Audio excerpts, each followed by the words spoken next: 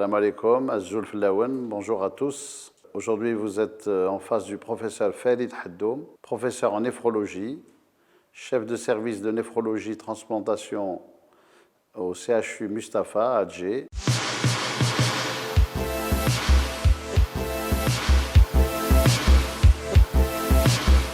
Quand on parle de santé des reins des Algériens, ça renvoie à une maladie rénale. Parce qu'il y a des maladies rénales en Algérie. Et ça renvoie aussi à deux situations. La maladie rénale, elle peut être aiguë. Vous prenez un médicament, des anti-inflammatoires, des antibiotiques à forte dose, vous faites ce qu'on appelle une maladie rénale aiguë. Les reins, leur fonctionnement est empêché quelques heures, quelques jours, une semaine ou deux. Et puis après, avec ou sans traitement par dialyse, les reins retrouvent leur santé. Ça s'appelle des maladies rénales aiguës. Ça, c'est très souvent dans des situations intra-hospitalières, après une intervention lourde, après la prise de médicaments, des injections d'iode, prise d'anti-inflammatoires. Donc c'est très souvent dans la sphère médicale hospitalière. C'est rarement en ville. Ça s'appelle des maladies rénales aiguës. Alors, combien on a de maladies rénales aiguës, par exemple, service néphrologie Mustapha, en période lourde, par exemple la période du Covid, nous devions dialyser chaque semaine 10 à 15 malades atteints de Covid. Pendant la période Covid, ils font une maladie rénale aiguë, ils respirent mal, les reins sont mal oxygénés, il fait un état de choc, il y a de l'anémie, il prend des antibiotiques, des anti-inflammatoires, on fait des scanners avec de l'iode. Donc, toutes ces conditions font que les reins vont souffrir, mais de façon temporaire. C'est les maladies rénales aiguës. Alors, quand il y a une épidémie Covid, quand il y a une autre épidémie, leptospirose ou autre comme ça, on a des maladies rénales aiguës. Elles sont très souvent hospitalières, elles ne sont pas communautaires, elles ne viennent pas de la ville, c'est rare. Maintenant, il y a la maladie rénale chronique. Ça, c'est une autre partie de la néphrologie, une autre vue de la santé des reins en Algérie. C'est la maladie rénale chronique. Ces maladies rénales chroniques, d'où elles viennent? Est-ce qu'on connaît le chiffre? On connaît le chiffre, puisque 1000 à 1200 d'entre eux arrivent au stade terminal. Alors si chaque année 1000 à 1200 arrivent au stade terminal, nécessitent la dialyse, ça veut dire qu'il y a 1000 fois plus en haut, au stade débutant. Ça veut dire que chaque année, 1 million d'Algériens sont exposés à une maladie rénale chronique. Alhamdoulilah, tous ne vont pas aller au stade terminal sur les 1 million. Alors, si vous me dites, mais quelles sont les maladies, quelles sont les raisons pour lesquelles quelqu'un va détruire ses deux reins pendant 15-20 ans? Alors, il y a les maladies rénales pures. Il y a des maladies, des familles, des gens qui ont une maladie rénale intrinsèque. Il fait des œdèmes, c'est-à-dire il fait de l'albumine, ses urines sont rouges, il fait de l'hypertension artérielle, et puis les bilans dans le sang montrent. Ça, c'est sur les 1000, ça correspond à peu près à 200. Soit c'est familial, c'est héréditaire, soit ça vient comme ça, malchance. On les appelle les maladies domestiques, comme les avions, les compagnies à l'intérieur, domestic flight. C'est des maladies du rein propres à la néphrologie. Mais là, la majorité des Algériens qui vont voir en 10, 15 ans, 20 ans leurs deux reins détruits, où ils ont le stade de la dialyse, c'est le diabète et l'hypertension. Sur les 1200 malades qui arrivent adultes, qui en nécessitent au stade terminal de la dialyse, 900, c'est le diabète et l'hypertension. Maintenant, un malade qui a une maladie rénale chronique fait le Covid, mais ce qui est au lieu d'attendre 20 ans, il peut aller en 6 mois à la dialyse. Pourquoi? Parce que la Covid, l'infection par le SARS-CoV-2, va aggraver, accélérer la maladie rénale qu'il avait. Alors, il est diabétique, il est hypertendu, il est vulnérable à la Covid, il est à l'hôpital avec toutes les complications, et les deux reins qui fonctionnaient à 30%, 3 mois après, ils sont à 0%. Donc, la Covid peut accélérer, hélas, même la maladie rénale chronique.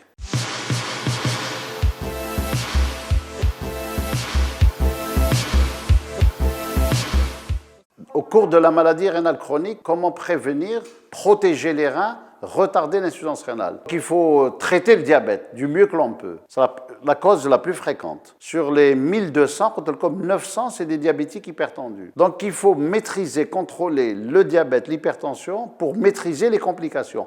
Parce que ces diabétiques, ces hypertendus, quand ils viennent chez nous, il n'y a pas que le rein qui a été détruit. Les yeux, le cœur, le cerveau, les membres inférieurs, les jambes, les vaisseaux. Donc les diabétologues, les internistes, les médecins généralistes, les omnipraticiens le savent très bien, les cardiologues, c'est que ces diabétiques, ces hypertendus, un tiers risquent de finir en dialyse, sauf s'ils sont décédés d'un problème cardiaque ou cérébral avant. Parce qu'en 10-20 ans, un tiers d'entre eux vont développer. On le voit, les premiers fournisseurs en Algérie aujourd'hui, c'était le cas il y a déjà 40 ans aux États-Unis, il y a 30 ans en Europe, c'est arrivé il y a 5-10 ans. Le premier fournisseur de malades pour la dialyse chronique, c'est la diabétologie et l'hypertension artérielle.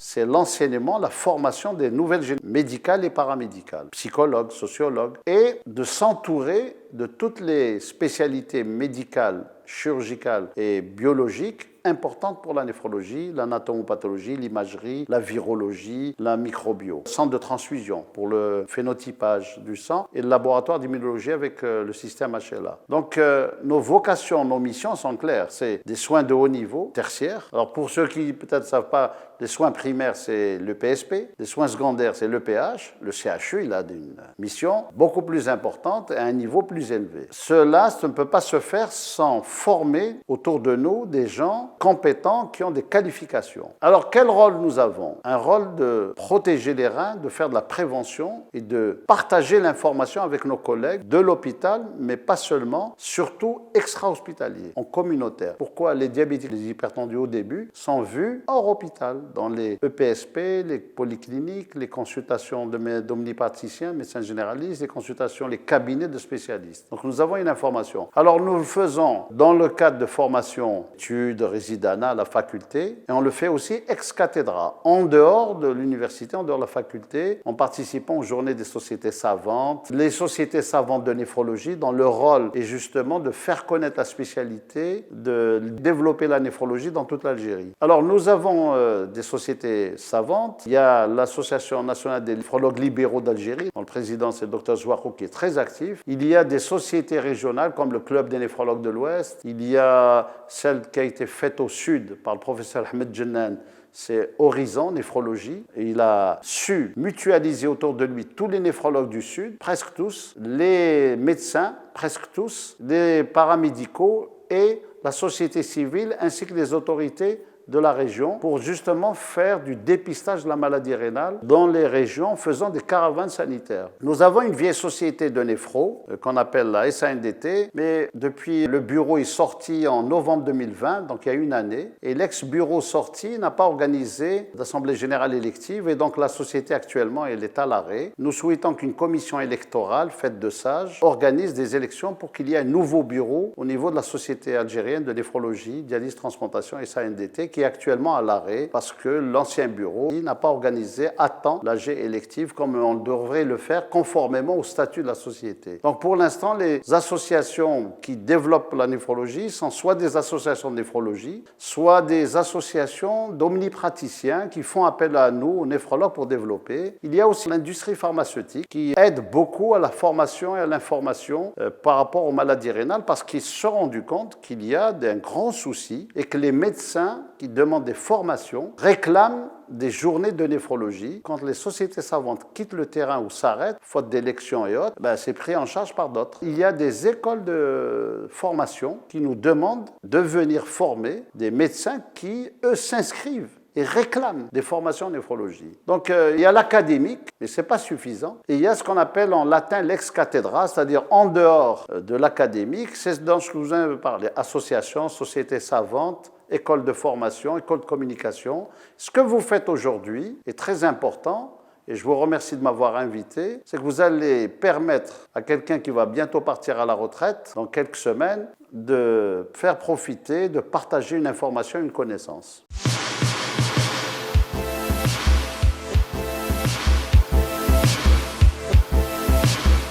On estime qu'il y a 2000 personnes en Algérie qui vivent avec un greffon rénal, qui ont été transplantés. 2 tiers ont été greffés en Algérie et 1 tiers à l'étranger, que ce soit avec un donneur vivant ou avec un cadavre. Ce n'est pas suffisant, il représente une infime partie. Sur les 400 millions d'euros que notre pays consacre à 30 000 malades, je rappelle que c'est un des chiffres les plus importants de notre pays, comme dépenses de santé, investissement. Si vous prenez les diabétiques, tous les diabétiques sont 2 millions. Ce n'est pas 30 000, c'est moins de 10 millions d'euros. Si vous prenez les hypertendus, c'est près de 3 millions, c'est moins de 10 millions d'euros. Vous voyez combien coûte cher la maladie rénale. 30 000 malades, 2 000 greffés, c'est 400 millions. Sur ces 400 millions, seul 1 million d'euros est consacré à la transplantation. La totalité de la somme, c'est pour l'hémodialyse. Donc je vous ai dit qu'il y a un lobby de l'hémodialyse. Nous devons inverser ça pour des raisons politiques, pour des raisons de santé. Le meilleur traitement, c'est la transplantation. Et puis, il y a des raisons économiques. Nous ne pouvons pas consacrer une somme aussi importante uniquement pour les dialysés et uniquement pour l'importation de consommables d'hémodialyse.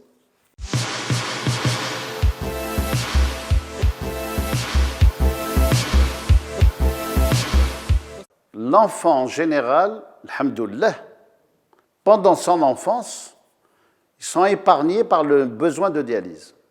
Les formes graves chez l'enfant qui nécessitent la dialyse, Dieu merci, le nombre est réduit, est faible. On s'attendait, moi quand je suis arrivé de l'étranger, avec 70% à moins de 30 ans et 30% moins de 10 ans, je me suis dit, on va dialyser que les enfants. Dieu merci, non. Pour deux raisons. Les maladies rénales congénitales héréditaires sont rares.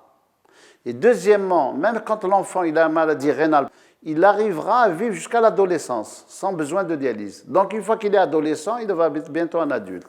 Donc les enfants qu'on met en dialyse en Algérie, ça doit être chaque année, pour toute l'Algérie, n'atteignent pas 50 par an. Donc on a besoin de greffer 50 par an.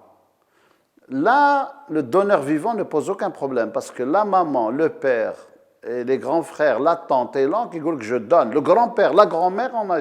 Donc les enfants, on leur trouve facilement, notre pays est exceptionnel pour ça. Tous les enfants sont pris en charge en dialyse. C'est la famille qui dit je préfère la péritonéale, la dialyse péritonéale que l'hémodialyse. Je lui fais la dialyse péritonéale à la maison et on lui fait une méthode qui s'appelle la dialyse péritonéale automatisée. Pendant que l'enfant y dort, il y a un appareil, c'est automatisé, qui va changer régulièrement les poches dans le ventre pendant que l'enfant y dort. Ce qui est bien qu'il peut aller à l'école la journée, il peut jouer avec ses amis, il peut manger, circuler avec sa maman, et la dialyse est faite la nuit. Alors ensuite, on aime bien cette dialyse péritonéale parce qu'on met 1 litre, 1,5 litre d'eau dans le ventre, ça lui gonfle le ventre et ça fait de la place pour le rein de la mère, le rein du père, c'est des reins d'adultes.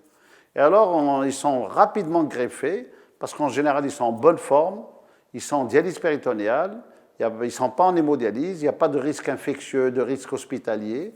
Et donc, on peut dire que chaque année, on a 50 nouveaux qui viennent en dialyse, ils sont très souvent en dialyse péritonéale et ils sont très souvent transplantés rapidement dans l'année.